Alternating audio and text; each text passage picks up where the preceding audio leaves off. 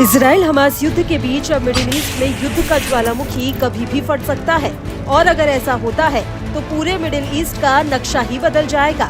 वो इसलिए क्योंकि लेबनान का हिजबुल्लाह 7 अक्टूबर 2023 के बाद से ही उत्तरी इजराइल पर लगातार बमबारी कर रहा था।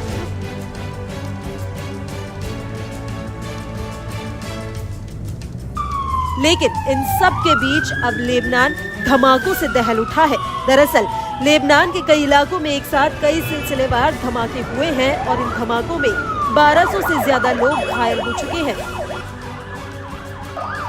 इन धमाकों की चपेट में लेबनान में ईरान के राजदूत मुज्तबा अमानी भी आ गए।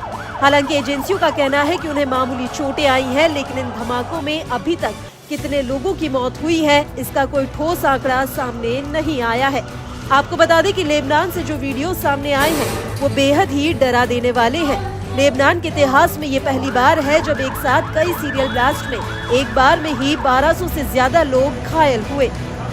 दरअसल ये सभी धमाके हिजबुल्लाह के लड़ाकों की कम्युनिकेशन डिवाइस पेजर्स में हुए, जिनका इस्तेमाल हिजबुल्लाह बड़े पैमाने पर बातचीत करने के लिए करता है।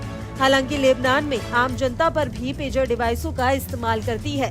वहीं रिपोर्ट्स के मुताबिक इन डिवाइसों को हैक करने इनमें एक साथ कई बम धमाके कराए गए। इसको लेकर लेबनान के स्वास्थ्य मंत्रालय का कहना है कि जो कोई भी इन पेजर्स का इस्तेमाल कर रहा है या फिर जिस किसी के पास ये पेजर्स हैं, वो उन्हें तुरंत ही नष्ट कर दे।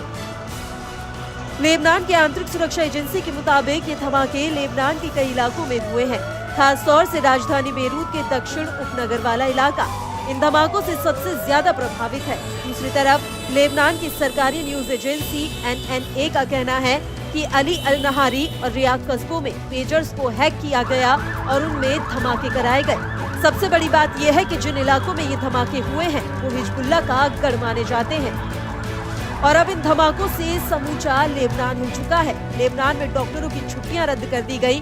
बड़े पैमाने पर लोगों से रक्तदान करने की अपील की गई है, जिससे जरूरत पड़ने पर खून की आपूर्ति की जा सके। आपको बता दें कि लेबनान से कई ऐसे वीडियो सामने आए हैं जिनमें ये धमाके लाइव दिख रहे हैं। बड़ी बात यह है कि हिजबुल्लाह पेजर्स डिवाइस का इस्तेमाल इसलिए करता है ताकि उसके कम्युनिकेशन सिस्टम को इजराइल हैक न कर ले। लेकिन अब इन पेजर डिवाइस में धमाके होना लेबनान की आंतरिक सुरक्षा में बहुत बड़ी चूक है और यही वजह है कि लेबनान के कई नेता इन धमाकों का आरोप इजराइल के ऊपर लगा रहे हैं। हालांकि इजरायली PM बेंजामिन नेतन्याहू के दफ्तर ने इन धमाकों से पल्ला झाड़ लिया है। वहीं इजरायली सेना ने भी इन धमाकों पर कोई प्रतिक्रिया नहीं दी है।